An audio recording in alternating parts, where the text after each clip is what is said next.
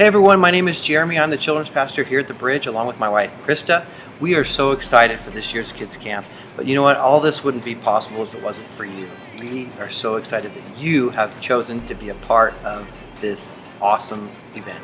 And we know how much time that it takes for you to give up to be with us to serve the kids, and we're so thankful for that. And we don't want to take any more time away from your family and jobs and whatever you have going on in your life. So this year we wanted to change up our volunteer meeting and bring the meeting right to you. That's right. So without further ado, here's some informational material that you're going to need to help you be the best volunteer you can be for this year's Kids Camp.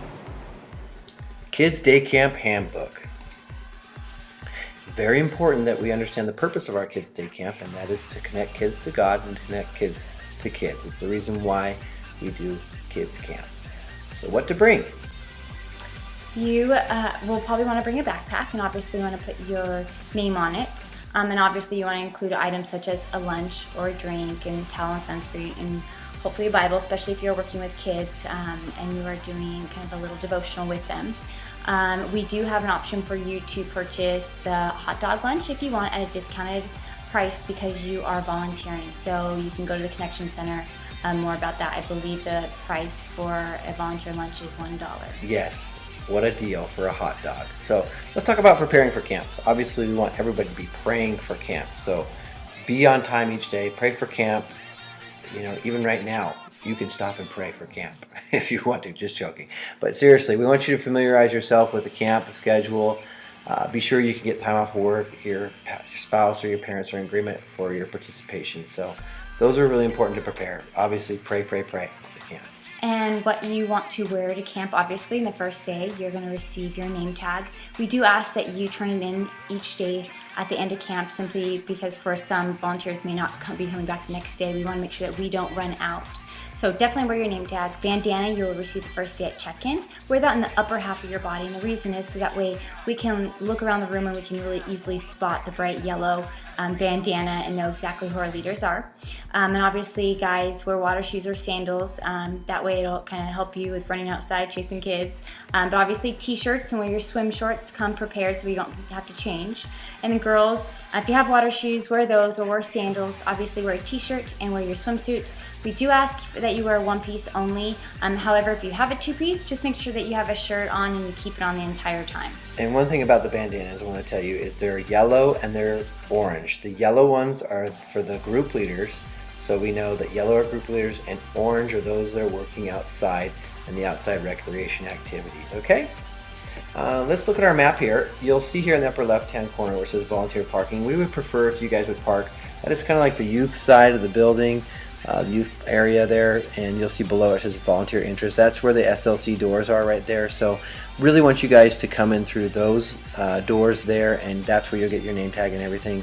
But you can kind of see the map and kind of the general layout of how we have things structured, where we have one side it says Camelot and the other side's kind of cut off there, but it says Canterbury. So those are our two different sides that we have, and we'll have the ages, the younger ages on one side and the older on the other, and then they'll do vice versa. And in the middle it's called the King's Court, and there's tables around there. So there's face painting, crafts, food. That's kind of the middle area where we let the kids go. Either side, either age can go in that area. And that area also is kind of a chill area and an area where they can put their belongings, their towels and stuff. Yes, and when you are in the King's Court, know that you can help yourself to any of the food that's there, but it is there for the kids primarily, so make sure that they get some, and if there's any left over, feel free to definitely take advantage of that. But yes, the one thing that we're doing that is different is that volunteer entrance, so please check in at the volunteer entrance so that way we can minimize the flow of traffic in our lobby. Yep, and then another thing too, just so you see that speaker there where it just says about snow cones, we're actually doing something else too. It's called Drama Short, and we'll be doing that about 1:15. And it's kind of a short little drama with a song, and we really would just kind of like the kids to be able to, those that are in that middle area, to have some sort of continuation of the story of the drama that's going to take place during the service. So that's going to be really cool. Okay, let's talk about our structure here. You can see how the structure and those that are serving. Yeah, and please know that this is not something to just say that there's somebody in charge of somebody else. Really, we should flip this thing upside down because That's right. This all happens because of you and the fact that you come out to help make this special and awesome for the kids. But we just want you to know where to go to when you need help. And so that is what the purpose of this is. Yeah, so you can see the different names that are listed there. And again, it's for you guys to know who's the who and who's in charge of what. So that way, we need structure when we're doing such a big event as Kids Day Camp. So that's kind of listed there for you guys to know who's kind of in charge of what. Here's a look at those that are serving on our team as our team leaders. That way you can put a face with the name, and if you have any questions, you can go directly to them. And to put some faces with those names, Dominique is over our volunteer childcare. Wendy is over our extended care. Elizabeth is over registration. And Ralph is over security. Virgie is over first aid, and you can find her at the Connection Center. Renee is over all of our music and our dances. Victoria is over all the room moms. Cassie is our house coordinator, so anything inside the building, she will be able to help you. Penny is over the food court area in the King's Court. Melissa is over craft and face paint in the King's Court as well. And Ken is over outside activities in Section 1. Juan is over outside activities for Section 2. And then over the entire outside area is Cheryl. She's our recreation coordinator. And then Linda is our camp director, kind of overseeing everything. Let's talk about our camp schedule, what's going to happen Monday through Thursday, just so you guys are aware of how the week's going to look. We want you guys to check in. Again, we've mentioned this at the Connection Center. Oh, excuse me, that's not right. It says the Connection Center, but we said report to the SLC. Yes, that is one little change, and we've got to make that little change on this slide, but that's okay. So just know, go to the SLC. We'll have a sign out there for you. So please be there at 8 a.m. If you can be there a few minutes early, please do so. Yes. We will have some breakfast available for you each day Yes. to just kind of say thank you and to help fill you up for the day ahead. Yes, and so we'll go over to pray, and we'll have if there's any changes that we have or updates of the day, we'll do that and we'll let you guys know there. And then also we'll have breakout groups. We'll break out into your designated group area which you are in, whether it's outside or inside. And those leaders that we just talked about will be with you to talk about any concerns or just things that pertain to your area. And at 8:30, we ask everyone to report to their assigned specific area. So obviously, if you're a room mom or room leader, you're going to go to your room. Actually, at 8:30, we will probably at that point, even though our check-in doesn't start till 9, we will already be having kids coming because they're so excited, and the parents also want a little break. So just go straight to your room. If you are a volunteer outside, we ask that you kind of go and stand the length of the driveway, grab a couple of friends, and just when you see cars pull up, get excited and Yes. be cheesy because kids like that. Yeah, and it's so cool to see you guys get excited because it gets the kids and parents excited, and they think this is the best thing ever. And we've had kids say, "Oh my gosh, this was the best day of my life." And literally, the one comment that we always get is how the parents thought it was so neat that there's kind of just people lined the driveway to welcome them. So make sure you definitely do that at 8:30 if you are assigned to an outside kind of slide. Yep. Or area. Yes. And so let's talk about how the check-in registration is going to look. There's 3 different steps here. Step 1 is, let's talk about this, as parents and children arrive.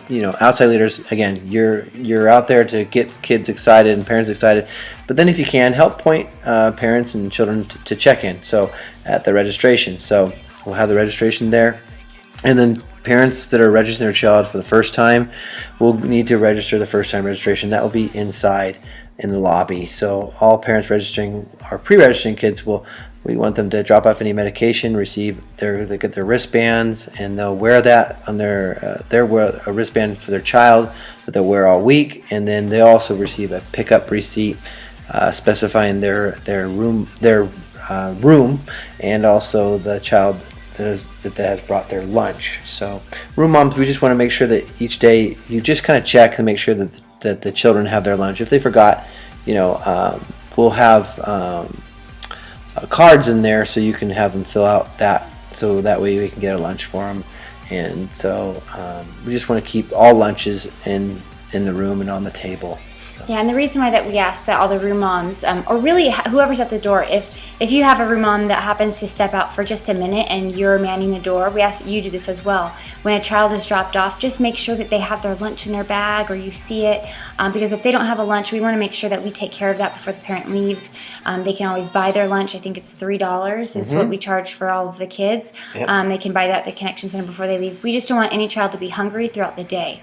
But really the second step is after they have gotten to the room, after the parents have checked their children in, room mom should verify that all the bags are labeled with their name on it. There can be a lot of bags, and some bags may look the same. That's the reason why we ask that you to label it. You'll find masking tape in your room along with a Sharpie marker, so that way if it's not labeled, you can quickly label that for them. Outside recreation leaders, if you are not lining the driveway to help welcome, we also ask that you just kind of help point people in the right direction of where they need to go. To drop off their skate park stuff, and then anything like skateboards, scooters, and that sort of thing. We'll have that area in the lobby, and that way we don't want skateboards and scooters inside the homeroom because there's usually not enough room in there to begin with. And then the final step is outside recreation leaders. Just help kids find their room. If there's somebody, if you're not outside with the kids, but are cheering as the people come in and kids come in, then just help with whatever you can. Find yourself, take the initiative, be helpful. You'll notice if parents are confused or looking for something, just ask them if you can help. And if you don't know the answer, that's okay. Just send them to somebody and to the Connection Center or wherever. But at each room moms and group leaders, we want you guys to create a warm and welcoming environment. Whether it's playing a simple game, practice a camp song, getting to learn the kids' names, that's going to be a biggie right there. It's just so, there might be kids that may be uneasy, feel uncomfortable. It's a big place and it can be overwhelming. So do what you can to make the drop-off time for the parents pleasant and for the kids exciting and fun. So room moms, group leaders, be at your homeroom and just be ready to go. Okay? Okay, so at 9:30 is when the service is going to start. So we ask that at 9:30 you begin that transition to the main auditorium. However you want to get them in a line and line them up, build the excitement as they transition to that room.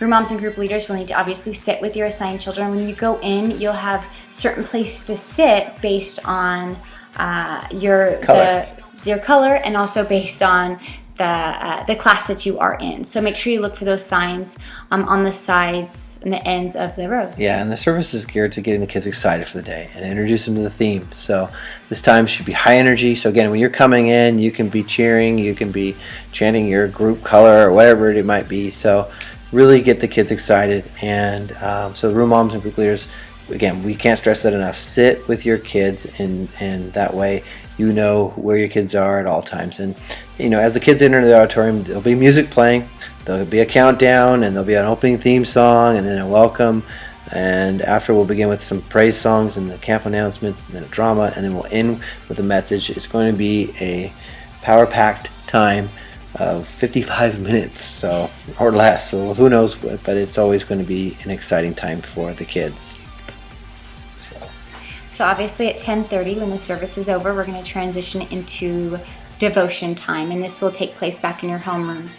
So you are going to, as room moms, group leaders, transition your kids back to their homeroom where you originally started. If you're an outside recreation leader, meaning that you are either helping the craft area, helping the food court, or helping man a slide, or whatever it may be that you are assigned to do outside, we just ask that at the devotion time, that's when you transition out. We don't want any movement during the service because we really want the kids to focus on what is in front of them and not be distracted by other movement. Yeah, and the devotion time, please don't rush through that. Take your time through it. There was a lot of preparation put into devotion, and really it's to reinforce what they've been taught during the service. So really take your time through the devotion. I know it's only 10 minutes, but it's an important time where you can really kind of get to the heart of the matter and get to maybe even pray with the kids or whatever it might be. So after devotions, room moms and group leaders, remind them about the outside rules, and then you can escort the group to their assigned activity area. Okay?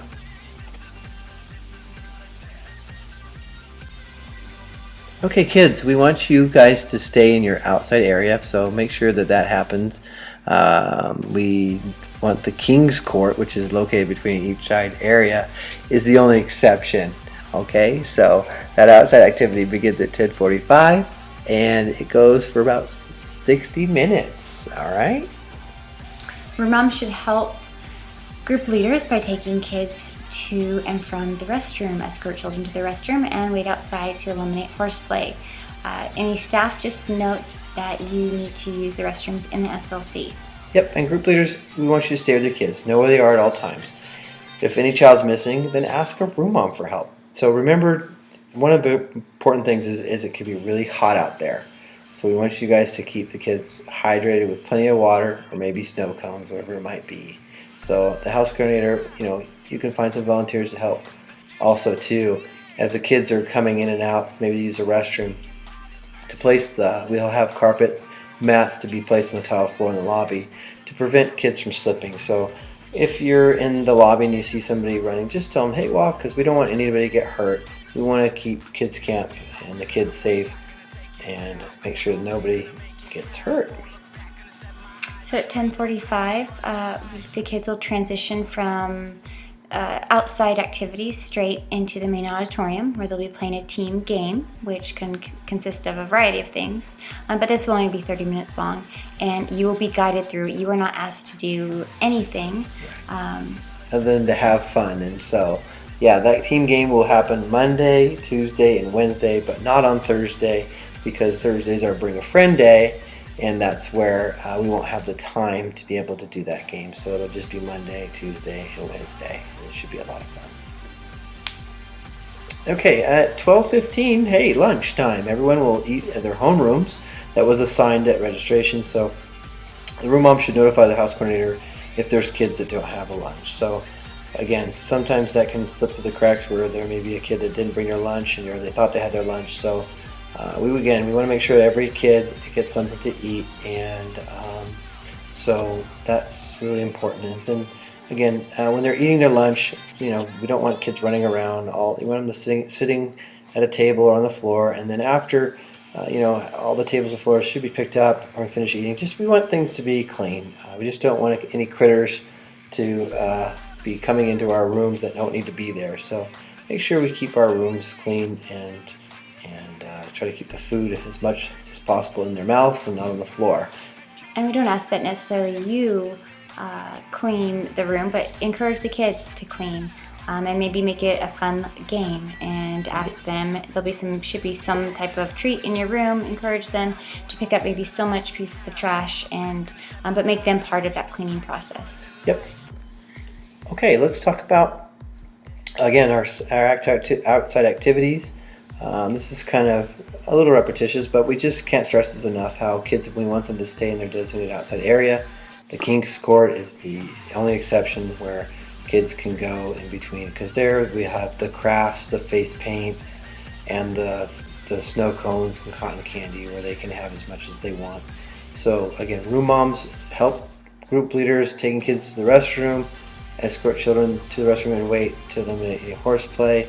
And again, if you need to use the restroom, guys, we ask leaders, please use the restrooms in the SLC.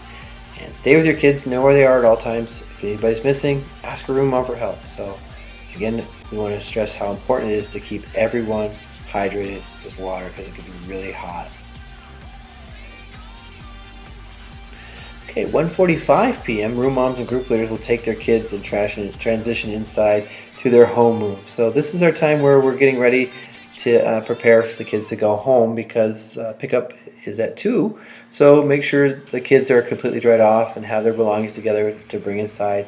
And we also ask too that when the kids are coming in, that if they have any snow cones or popcorn or that sort of thing that can be really messy, to throw it in the trash before they enter into the building, or at least before they go into their room, because we just want to keep as much of that this stuff is awesome. We want to keep it from getting onto our carpets and our floors and everything. So if they have their skate park gear, they can leave that at the skate park in the lobby area there, so that way they can keep it there for the whole week if they wanted to. And then at their homerooms, kids, they may want to practice their kids camp song until the parents arrive, or maybe you guys just play a simple game, whatever it might be. Just help the kids get ready to transition now from coming outside to going home. All right, and then 2 o'clock is our dismissal. So room moms and group leaders, they'll verify that the children are released to the parent or guardian by checking the parent's yellow wristband. So parents and guardians without a yellow wristband will need to return to the registration counter to verify their name with an ID and get a new wristband. So parents, hold on to your wristbands. We'll ask them to hold on to them throughout the week. You can tell the parents, hey, hold on to these wristbands. You put it on your wrist, or maybe even put it on the car keys. So whatever they can do to just remember to have that each time for pickup. So kids will not be released without a parent wristband. So there's no exceptions. We just want to keep the kids safe. It may be inconvenient for the parent if they have to go back and get a new wristband, but again, we can't stress how important it is to keep our kids safe. And some of the outside recreation leaders should be in the lobby or at the children's wing and the SLC doors passing out day cards. The day cards will be available in the tubs, so when you have in your rooms, you're going to have a container that'll have a lot of different stuff in there. But the day cards are just informational materials for the parents to take home, so it reminds them what to expect for the next day. So that's what's going to happen for our dismissal. And then at 2:30, any children who have not been picked up or staying over for extended care hours will be transitioned out of their homeroom, and the room moms or group leaders, you'll escort them over to room 10 for extended care. And children checking out during this time will follow the same procedures as the 2 o'clock checkout. So those that are staying for extended care, they get to have some fun, some more fun in room 10. And let's go over some general information. Let's talk about some stuff that may come up, like talking with children. Perhaps the greatest contribution you'll make at camp will be in the area of one-on-one conversations with children in your group. And sometimes the greatest opportunities for ministry are those that take place on an informal setting. So just take every opportunity you can to teach and minister God's love to these kids. So there might be some kids that might be hurting, going through a lot of different things. So talk to the children, and some things that you can do: modeling, taking the initiative, and being available. So let's talk about modeling. Children will be watching everything we do and say all the time. So many of them will even take on our attitudes, our values, our responses. And so it's important for us to realize that children remember more than how we act than what we say. So the scripture says, let us be like Christ, that we could say, along with Paul, be imitators of me as I am of Christ. So we want the kids to imitate and have good behavior. So know that they're modeling the things that you do. And also taking the initiative. If you see unusual behavior or anything out of the ordinary, always approach the child in a non-threatening way. Be kind, be gentle as you begin to ask the child if he or she could help you understand maybe some things that might be troubling them. So then listen. Listen carefully for the root of the issue and deal with those issues through prayer or wherever it might be. Know that the Holy Spirit will help you. And then also be available. Make yourself available at all times for the children. Ask open-ended questions as, how are you enjoying your week? Kids need to know that they can trust you and you can trust them, and that you care about the things that may be present in their lives. So avoid asking questions that are just yes or no answers. So try to find out what's going on in the kids, by making yourself available. And then discipline. Obviously, there may be some times that kids might need discipline. And we really don't say, when we say 3 strikes, you're out policy, we really don't strike kids. It's just called that because it's easy to remember. Think of it like baseball. 1, 2, 3 strikes, and you're out. So when to use it? Whenever a child is deliberately misbehaving or distracting other children, never correct or discipline a child in a private place alone. Take the child off to the side or in the corner of the room to correct or discipline them. So how to use it? When a child misbehaves, the leader give them a verbal warning. That's what we call the strike one. If the child misbehaves a second time during the same service or wherever it might be, give them a strike 2. talk to the child. Tell them what's going on. Hey, this is what I'm seeing. This is misbehavior. If you have to, you can talk to the camp coordinator, or children's pastor will be called if misbehavior continues. So if the child misbehaves the third time, this is what we do: strike 3 and you're out. So we call for the camp coordinator again. If we have to call the parents, we'll do so. So we've never really had a situation like that happen where we had to have a child leave, but know that discipline is an important part of what we want to have happen at kids camp, because it helps the kids to learn. It helps to know their boundaries. So how to make it work: always respond out of love and grace. Be aware of children. There may be some children with some difficult home environments, so the purpose of discipline should always be to help the child improve and want to do it right. So we're always firm with the child because we want them to maintain good Christian conduct. Finally, let's talk about some general guidelines. Okay? Serve the kids. Look for opportunities to minister the love of Christ. Be prepared at all times to minister to the kids in the following areas: salvation, rededication, baptism of the Holy Spirit, healing. Any ministry you do should be done, though, at the appropriate times. It's seldom inappropriate to do individual ministry during large group time or just during the service or whatever, but just look for opportunities. Model to the kids what they should be doing. And again, when we're in our the auditorium for our message and different things in the worship. So, make sure that you're listening, you're worshiping, and you're participating. And obviously, throughout the day, just walk in love with the kids and forgiveness at the appropriate time. And then during the service, again, sit with your assigned kids. And leaders, we don't want you to sit with other leaders and just be a group of leaders. We want you guys to develop relationships with these kids. And, don't sit in the back or on the sides or stand way somewhere off in the far corners of the auditorium, unless you were assigned there or it necessitates it. But, sit with the kids, be with the kids. We want you to be right there with the kids, because they're really going to just want to be with you. So be responsible for the kids you're assigned to. As a group leader, it's your responsibility to ensure that you're on time and have fun at all the activities. So during lunch, group leaders, you need to be sitting with your kids to eat, and don't leave the table and go sit with a bunch of group leaders and not visit with the kids. So, make sure your area is clean, but also sit with those kids and eat with them.